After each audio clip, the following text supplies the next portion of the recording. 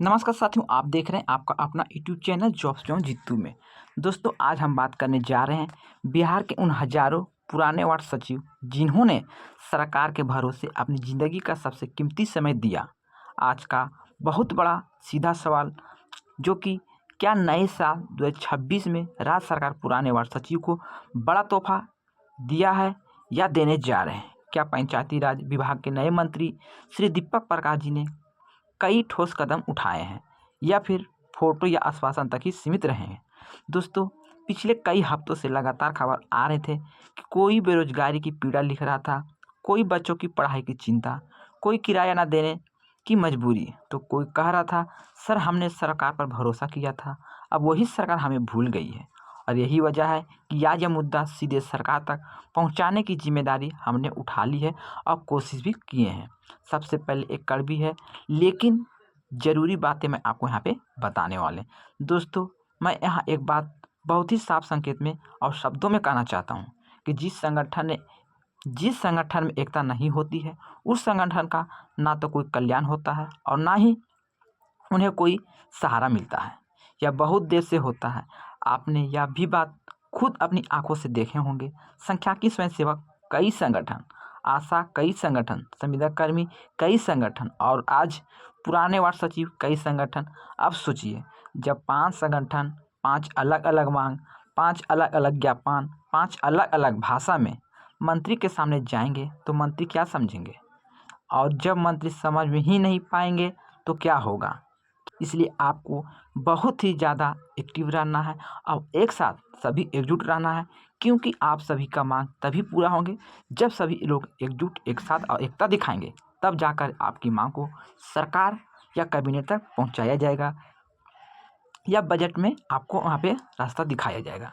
दोस्तों, यह थोड़ी सी कमजोरी और सबसे बड़ी कमजोरी है, क्योंकि आप सभी का फुट ही सरकार इसमें कुछ नहीं कर पा रही है। हाल की बड़ी संख्या। दोस्तों, हाल के दिनों में एक प्रतिनिधिमंडल पंचायती राज विभाग के नए मंत्री माननीय श्री दीपक प्रकाश जी से मिला। इस प्रतिनिधिमंडल में पुराने वार्ड सचिव, उनके साथी और कुछ मीडिया के लोग भी शामिल थे। लेकिन सवाल यह है, क्या भविष्य की कोई गारंटी दी गई है? क्या मंत्री जी बोले हैं और क्या नहीं बोले हैं? तो दोस्तों, मंत्री जी ने बहुत ही शालीनता से बातें सुनी। उन्होंने कहा आपकी बात नोट कर ली गई है, विभागीय स्तर पर विचार होगा, जो संभव होगा वो किया जाएगा, लेकिन इसके लिए कोई समय सीमा नहीं है, कोई लिखित आश्वासन नहीं है, कोई स्पष्ट रोडमैप भी नहीं है। और यही बात है पुराने वार्ड सचिव को सबसे ज़्यादा डराती है। दोस्तों, 29 जून 2017 का गजट उम्मीदों की नींव। अब चलिए थोड़ी पीछे, जो कि मैं आपको दोस्तों यहाँ पे बताना चाहते हैं। 29 जून 2017 एक ऐतिहासिक तारीख थी। इस दिन राज्यपाल की ओर से एक गजट प्रकाशित हुआ था। इस गजट में स्पष्ट लिखा था कि बिहार पंचायती राज अधिनियम 2006, जो कि समय समय पर संशोधित की धारा 14A, सब पठित धारा 170 के का, 170 के खा और 170 के गा के अंतर्गत बिहार वार्ड सभा तथा वार्ड क्रियान्वयन प्रबंधन समिति कार्य संचालन नियमावली 2017, यही वह नियमावली थी जिसके आधार पर पुराने वार्ड सचिव की नियुक्ति हुई थी। लाखों युवाओं ने दूसरे राज्यों की नौकरी छोड़ दी थी, सरकार की व्यवस्था पर भरोसा किया। उस समय सब कुछ ठीक था, लेकिन दोस्तों उस समय वार्ड सचिव काम कर रहे थे, गली नली योजना चल रही थी, पंचायत में व्यवस्था थी, लोग समान से देखते थे। कोई नहीं सोच सकता था कि कुछ साल बाद यही लोग अचानक सिस्टम से बाहर होंगे और बाहर कर दिए जाएंगे। अचानक आया फैसला और सब कुछ खेल खत्म हो गया। समय बीता, फिर एक पत्र आया, एक आदेश निकला और पुराने वार्ड सचिव पदमुक्त कर दिया गया।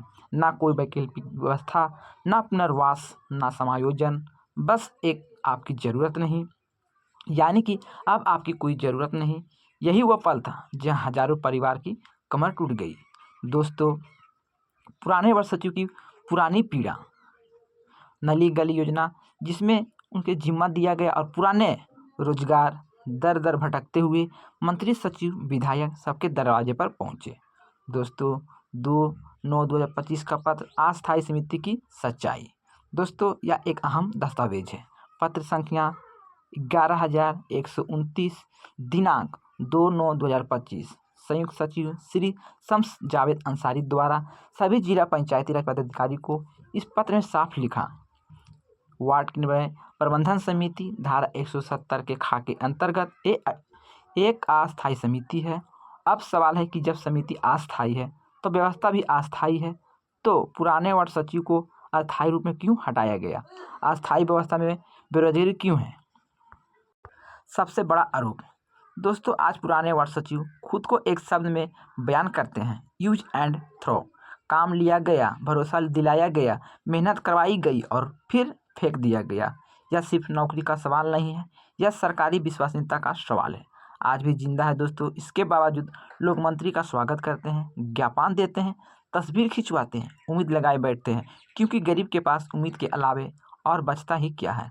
सरकार से सीधा सवाल इस मंच से हम आज सरकार से पूछना चाहते हैं कि अगर आप नियुक्ति नहीं कर पाते तो समायोजन दीजिए, अगर समायोजन नहीं है तो किसी योजना का जगह दीजिए, अगर वह भी नहीं है तो कम से कम सम्मानजनक विकल्प दीजिए।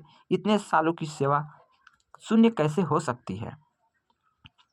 विधानसभा सत्र के आगे रणनीति आपकी और आप सभी से निगाहें आने वाले विधान सत्र पर, बजट 2026 पर और नए साल की घोषणाएं पर।